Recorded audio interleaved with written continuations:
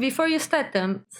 Today we are making a mood board for your original character. What is a mood board? A mood board is a collage of either photos, illustrations, or graphics, or all of them together. So open Pinterest and Canva because we're about to get started. Step 1. Character selection. On this step, you only have to keep in consideration things like their species, their class, and their age.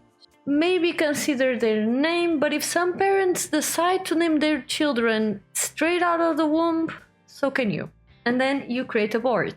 If you've been here for a while, you know I create unusual characters, like my quirky vampire Ayana or my nail tech orc Ashley. But today we are building a mood board for my main character, Dowra White Sky. She started as a blood elf in World of Warcraft. Over time, she became softer and a more unique version of herself. And right now, she definitely needs a little aesthetic spicing. Which leads us to step 2. Choosing your aesthetic. Dark academia, cottage or goblin core, dystopian, even fantasy Y2K. I consider this the step that matters the most. We are talking about their background, their current situation, or what kind of parties they attend to. If they are a warrior in golden and white armor who serves the queen, or a peasant who was raised on the dirt willing to fight their way through. We both know which one of these as the main character energy. Keep in consideration things like color theory and materials. Those are key on this step. Colors like purple represent, for example, spirituality, and green evokes nature, while fabrics like silk and velvet can provoke a sense of royalty. I think most of us played enough Minecraft to know what kind of materials scream for a very expensive set of armor. With that settled, let's add things to our board. For Dowra, I had to choose between 2 time frames of her story, but I'm using her present time because I'm still writing what comes next. For a little context, she is a seamstress with cleric powers, which she does not use often. She lives by the seaside in a town mostly inhabited by humans. Her aesthetic, I like to call it broke princess.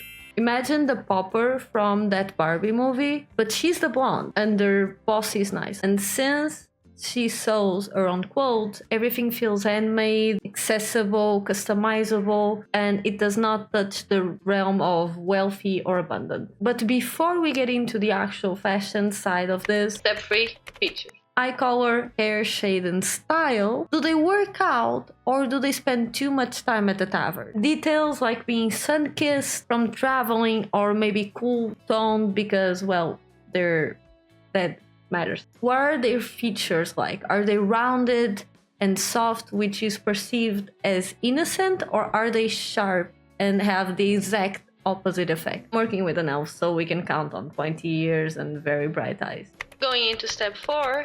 Fashion. Now, based on their aesthetic and background, considering also their color palette and what they may be able to afford or not, we have to decide on their main outfit. Like any other main character, clothing is way more than a cover and warm-up for our body. They showcase our social status, and it's no different in a fantasy world. Do they like to wear their armor more often, or maybe a silk dress just so they can stay cool? All of this is a story to be told through the eye. Personally, I made Dowra's color palette white, blue, and gold. She resembles calm and peace, but her golden accents represent her success and confidence. By choosing this palette, I have taken into consideration her features and concluded she's a light spring if we follow the season color palette. This is easy to figure out and great to decide what colors your character can wear, and all you need to know is, are they cool or warm tone, what color is their hair, and their eye color. Then you go on Google and you type those things and then add season color palette. It is easy to figure out if your character has natural skin, hair tone, and eye color. Might be a little bit more difficult if we're talking about an orc or a tiefling. You don't have to use this as a rule of thumb, but sometimes for some people colors are difficult and matching colors can be hard.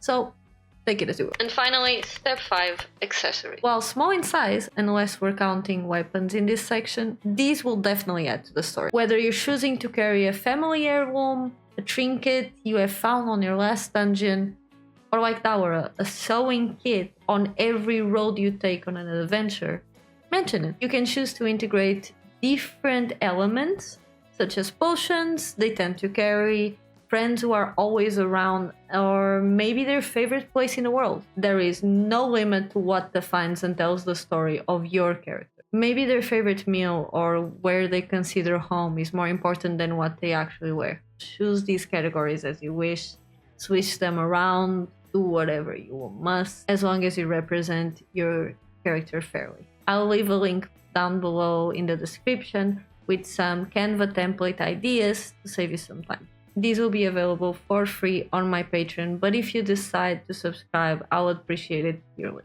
Let me know in the comments who is your character, and if you don't even know their name yet, at least try to tell me their favorite color. All my links are in the description as well. I hope you liked the video and will consider subscribing. Until our next adventure, goodbye traveler.